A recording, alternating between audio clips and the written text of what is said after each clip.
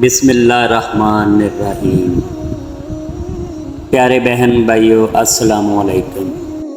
مشکل وقت میں ہمیشہ دعا مانگو۔ جہاں انسان کا حوصلہ ختم ہوتا ہے وہاں سے اللہ پاک کی رحمت شروع ہوتی ہے۔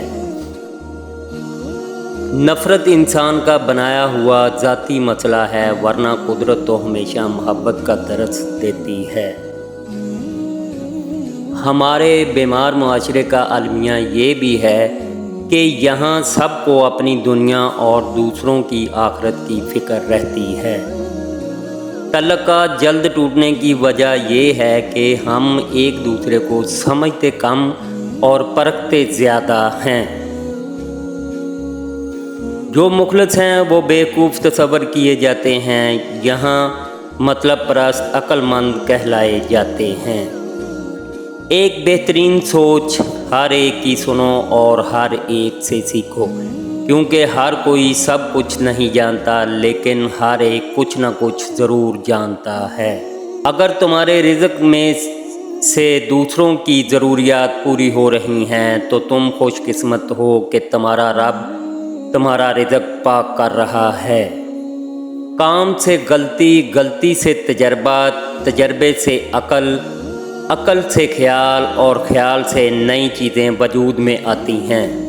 ہر کسی کے لیے دعا کیا کرو، کیا پتہ کسی کی قسمت تمہاری دعا کا انتظار کر رہی ہو۔ جب دل میں میل، طبیعت میں ضد اور لفظوں میں مقابلہ آ جائے تو یہ تینوں جیت جاتے ہیں، بس صرف تعلقات اور رشتے ہار جاتے ہیں۔ وقت کا جواب ہمارے جواب سے ہمیشہ بہتر ہوتا ہے، اور وقت صرف اس وقت جواب دیتا ہے جب ہم کسی کی زیادتی کا جواب دینے کی بجائے صبر سے کام لیتے ہیں۔ روزانہ اس دنیا سے لوگوں کا رخصت ہوتے رہنا زندہ رہنے والوں کے لیے بہت بڑی نصیحت ہے۔ بچپن میں خواہش، جوانی میں خواب، ادھیڑ عمر میں ضرورتیں اور بڑھاپے میں حقیقتیں سونے نہیں دیتی۔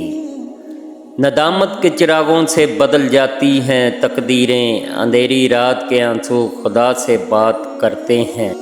اگر کھوٹے سکے سے کچھ خریدنا ناممکن ہے تو تینوں میں کھوٹ رکھ کے فلاح پانا بھی ناممکن ہے۔